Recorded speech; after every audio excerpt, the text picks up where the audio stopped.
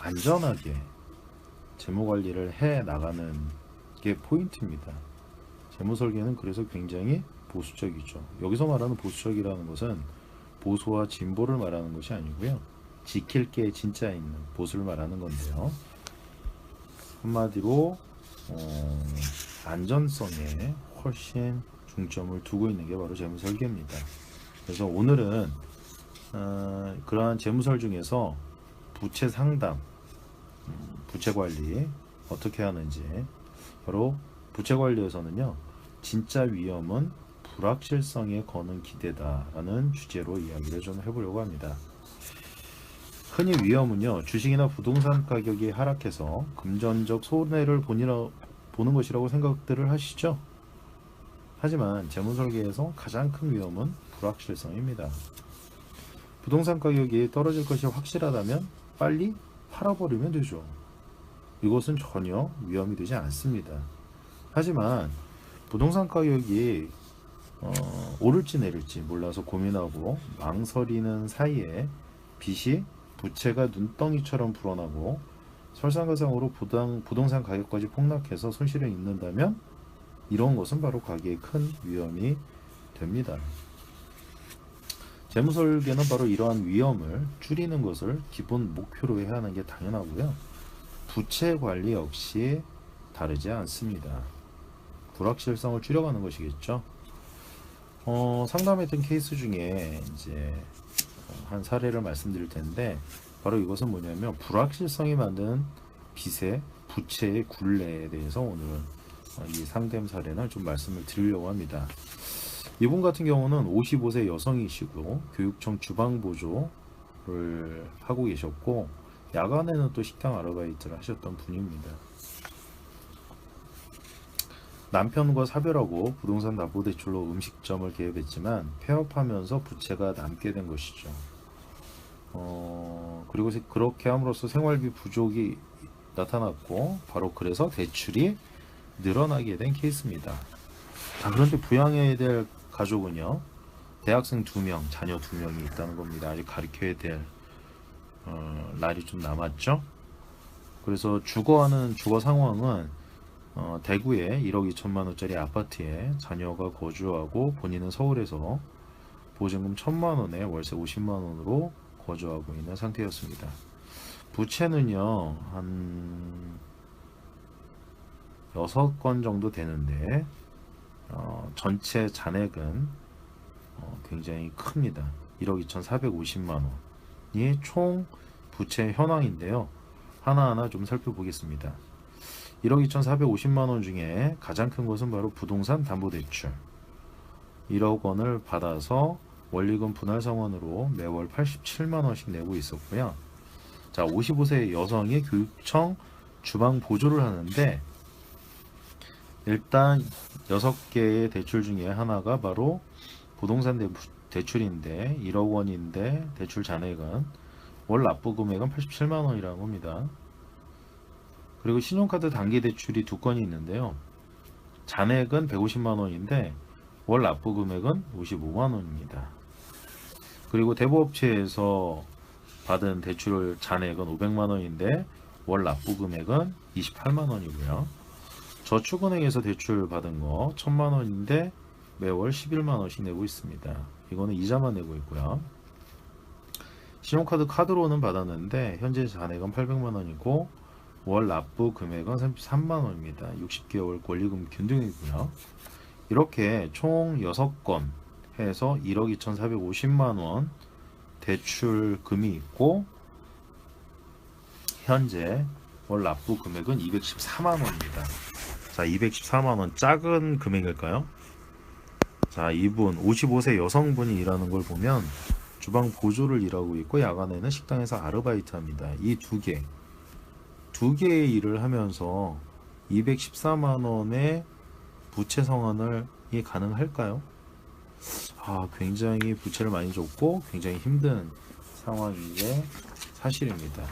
그래서 이분의 요청 사항은요, 바로 부채 문제 해결을 위한 알맞은 채무 조정 제도를 문의를 하셨던 겁니다.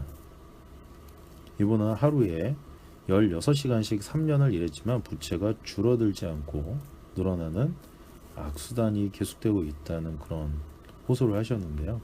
더 이상 버티기 힘든 지경이 되면서 이분은 마지막 보루로 개인 회생이나 개인 워크아웃과 같은 채무 조정 대도를 생각한 겁니다. 사실 이분이 선택해야 하는 가장 좋은 대안은 채무 조정이 아닙니다.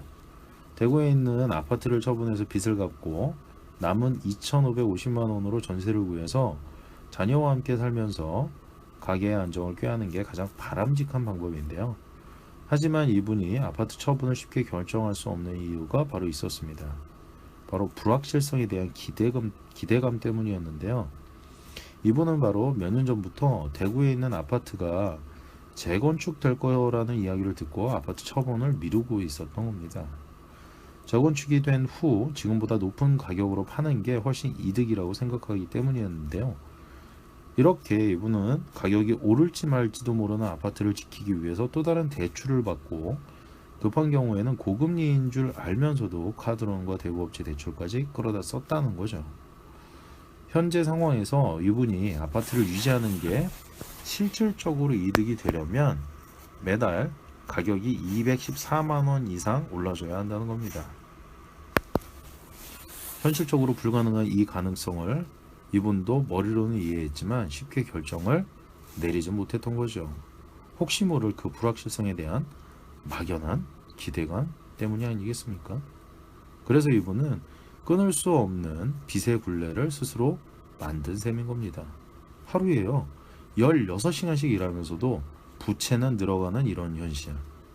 모든 걸 포기하고 싶다고 말하던 이분은 정작 가장 중요한 것을 포기하지 않고 있었던 겁니다. 이분은 모든 부채를 해결하는 방법이 있지 않느냐면서 먼저 개인회상이라는 이야기를 꺼내셨는데 안타깝게도 이분은 개인회상이 불가능했습니다. 법원에서 채무를 조정해주는 개인회상의 기본 조건은요, 부채가 자산보다 많아야 한다는 겁니다. 한마디로 순자산이 마이너스여야 하는데 이분의 경우에는 바로 순자산이 3,550만 원이기 때문에 개인회상은 신청 자체가 불가능했습니다. 신용회복위원회에 신청하는 개인 워크아웃의 경우 접수가 가능한데요. 다만 개인 워크아웃은 90일 이상 연체 기록이 있어야 신청이 가능하기 때문에 돌려막기를 멈추고 연체를 시켜야 했습니다. 문제는요, 연체를 시키는 동안 채권기관에서 대구에 있는 아파트를 가압류할 가능성이 높다는 겁니다. 아파트를 지키기 위해 부채를 키워왔는데 시세보다 훨씬 낮은 가격으로 경매에 넘길 수는 없는 노릇이죠. 그리고 그 사이에 아파트 가격이 폭등할 가능성도 매우 낮았습니다. 그래서 상담을 통해서 개인 회생은 불가능하고 개인 워크아웃을 하려면 아파트에 대한 가압류를 감수해야 한다는 사실을 알리게 됐고 이분은 크게 실망을 한 거죠. 손쉽게 모든 걸 해결할 수 있을 줄 알았던 기대감이 무너져 버린 겁니다. 아파트를 팔아서 그것이 안 되면 개인 회생으로 뭐든지 한 방에 해결될 줄 알았던 빚은 생각보다 끈질기게 이분 인생에 눌러붙어 있던 거죠. 이때부터 바로 재무상담사 역할이 시작되는데요. 바로 절망 속에서도 그래도 살아날 수 있는 계획과 할 수 있다는 희망을 제시하는 것. 바로 그 시작에는 부채로 고단했을 이분의 삶을 들여다보는 것에서부터 시작을 하게 됩니다. 이분은 매달 돌려막기를 해야 하는 상황 때문에 하루도 마음이 편할 날이 없었습니다. 불확실한 미래의 아파트값 상승을 기대하면서 하루하루를 희생해야 하는 삶은 이분뿐만 아니라 가족의 삶까지도 피폐하게 만들었던 거죠. 그래서 이분이 아파트를 처분하겠다고 마음먹기까지는 그로부터 일주일 정도 시간이 걸렸는데요. 이분은 아파트 처분은 지금까지 버텨온 시간과 비용을 모두 무의미하게 만드는 것이었지만 그것을 받아들이고 아파트 가격 변동에 대한 위험을 없앰으로써 새로운 시작을 할 수 있다는 사실을 깨달았다고 합니다. 이분은 불안정한 마이너스 인생에서 벗어나서 부채도 갚고 저축도 하면서 하나씩 다시 해보겠다고 힘을 냈다는 사실에 물론 저도 당연히 기쁠 수밖에 없었고요. 이렇게 상담을 진행하다 보면 과도한 부채로 삶의 희망과 의지를 잃어버린 분들의 마지막 기대가 채무 조정 제도라는 사실에 놀라고는 합니다. 채무 조정 제도는요, 도저히 부채를 감당할 수 없을 때 어쩔 수 없는 선택이 되어야 하겠습니다. 단순히 부채를 손쉽게 털어버릴 수 있는 수단이 될 수는 없는 것이죠. 하지만 많은 분들이 도깨비 방망이 요술을 기대하고 있습니다. 하지만 채무조정 제도는요, 도깨비 방망이가 아니라는 거, 뚝딱하면 부채가 사라지는 기적도 아니라는 겁니다. 진짜 기적은요, 절망 속에서도 희망을 보고 본인의 힘으로 다시 시작하겠다는 마음이겠죠. 그 마음만 있다면 어떤 부채라도 해결의 실마리를 발견할 수 있을 겁니다. 자, 오늘은 재무설계 중에서도 바로 부채 관리 어떻게 해야 되는지, 바로 이렇게 부채 관리에서도 진짜 위험하다는 것은요, 바로 불확실성에 거는 기대라는 말씀을 오늘은 드렸습니다. 어떻습니까? 부채 관리에서 불확실성을 어떻게 제거할 것인지, 그거에 대한 깊이 있는 성찰 한번 우리 모두 함께 했으면 좋겠습니다.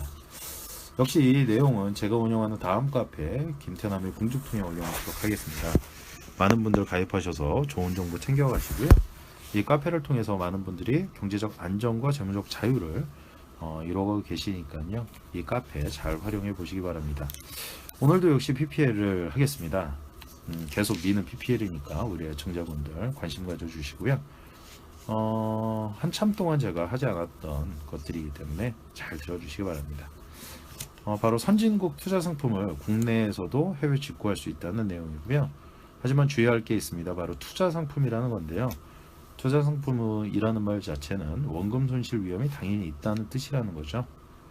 하지만 선진국 투자 상품을 제가 소개하면서 바로 어떻게 하면 분산 투자를 통해서 원금 손실 위험을 낮추는지 말씀을 드리려고 하는 거고요.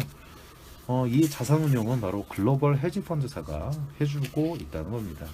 원금 손실 위험을 아주 낮게 해서 저위험, 중수익을 추구하게 된다는 것이고요. 운영기간은 다 1년짜리입니다.